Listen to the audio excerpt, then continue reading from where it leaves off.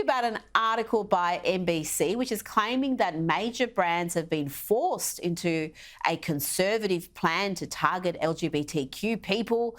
2SL, I should put at the start of that. Apparently, the problem here is, according to NBC, a growing power of vocal minority of far-right political commentators, conservative politicians and religious legal groups.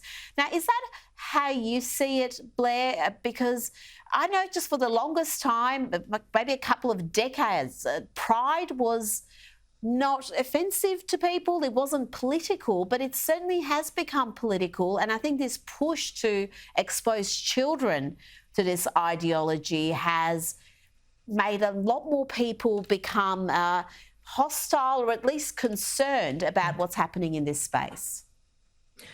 Yeah, I don't even necessarily see the, sort of corporate war that's happening right now with brands getting, backlash and boycotts starting like Bud Light and Target. I don't see this as a war between the LGBT community and straight people. I see it as a war between white affluent liberals who believe that corporatism is an effective vehicle to enact LGBT acceptance, despite all the evidence showing the contrary. Just like you stated, it's actually on the decline for the first time in decades. So it's between them and conservative and frankly, just normal people who are off-put by the fact that it's shoved in their faces at each and every turn, putting characters in children's TV shows with top surgery scars and, messaging children, especially like you just said, is really to the actual LGBT community's detriment. And unfortunately, so many of our allies are the main ones pushing this, counterproductive narrative that actually harms us. So they've turned us into this massive political football.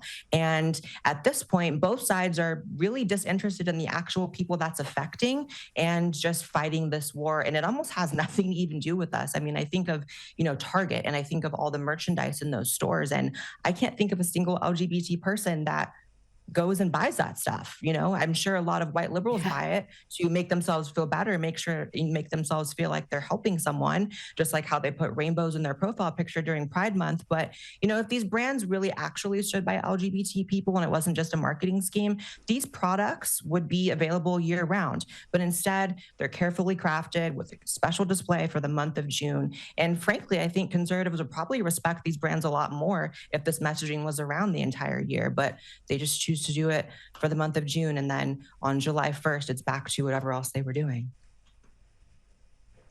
Well, one of those white liberals that you talked about, the Twilight actress, has gone viral because she's mourned the pride displays at Target being moved from the front of the store to the back of the store. Have a look. Lovely swimsuits. That's where the pride display used to be. And I came in here 2 days ago and my 7-year-old, who's non-binary, saw it and said, "Look, Mom, it's pride. Look, they're going to celebrate me." And because some people complained and threw some stuff to the ground, or I don't know what happened, they have moved the pride section to the back of the store. What's your reaction to that? A mum with a non-binary 7-year-old, and we've got, other actresses like Charlize Theron, who claims her child was trans from the age of 3. What do you make of that? So I did make a quote quite viral a couple of years ago that a transgender 4-year-old is like a vegan cat. We all know who's making the lifestyle choices here. And that's the case. I mean, you see it ever so clearly with that video. It's a white liberal mother. And I hate to bring race into it, but there does seem to be, more of a fixation on this in the upper middle class white community. A lot of minority groups really aren't falling for this idea that, hormones and sex changes are appropriate at all for children. Yeah. And I fall into that camp as well. This is something I've been very vocal about for very long.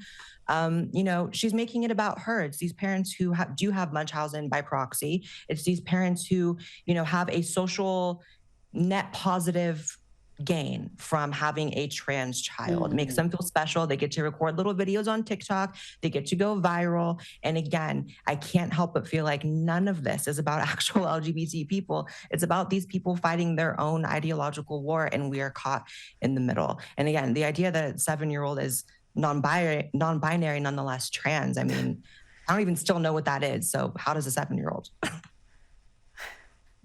I just thank God I grew up when being a tomboy was not an issue. No one tried to transition you or call you non-binary or think you were in the wrong body. Now, we've seen Target, Bud Light, other corporates.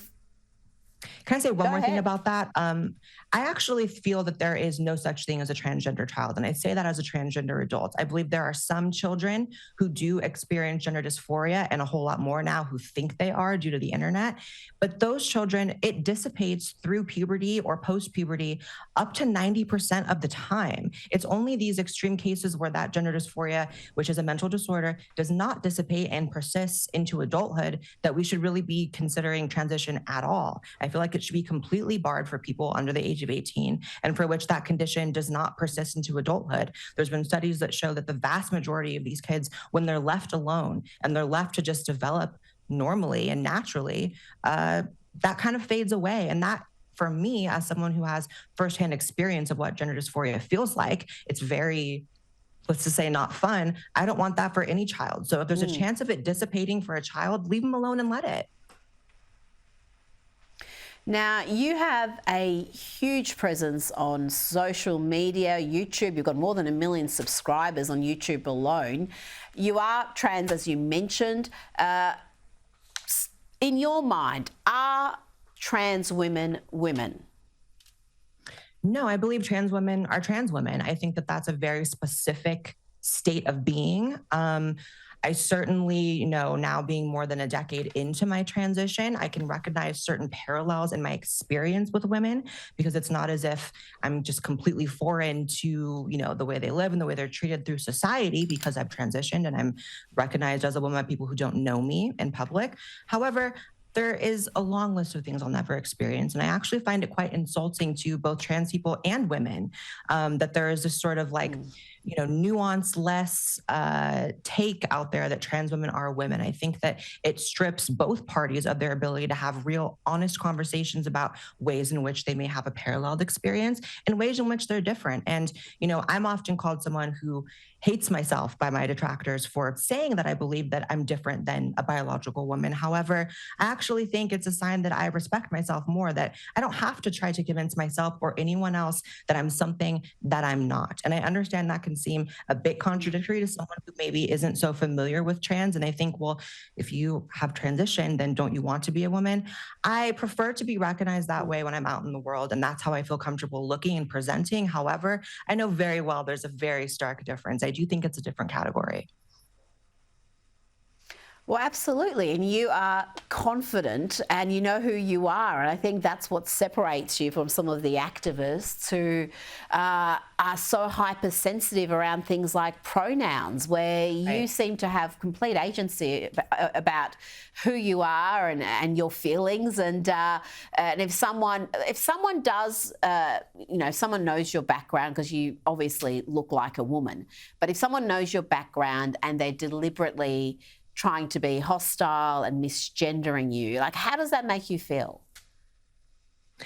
Well, it's never happened in real life. Of course, that's something that I would assume happens on a minute-to-minute basis on social media, just because that's how social media is and people are nasty. But, I've found that there's a really stark contrast between the ways in which humans treat each other on the internet and online. So even though I'm a very controversial figure online and I have plenty of people who hate me and plenty of groups that have made me sort of their online target, I really have found that people have been so kind to me in real life. I feel like I've been treated so well just by the world. And I think it's because I give respect, therefore I get it. And I think that that's a lesson that everyone in the trans community who maybe employs those more hostile tactics should probably try. Just try it for a while. Try giving respect to women. Try not stepping on them to be something that you want to be. And I think you'll find that the integration of trans people goes a lot better and people just treat you better because, trans people have existed for generations. I mean, I think the first sex change was at the beginning of the 20th century,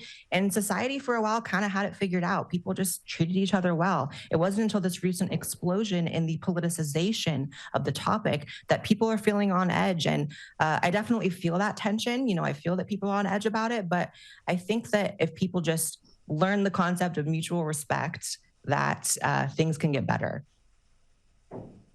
Absolutely. And as you said earlier, to keep children away from the irreversible treatments and surgeries. I think that would go a long way to making everyone a lot more comfortable. Blaire White, absolute pleasure. Thank you for joining me. Thank you for having me.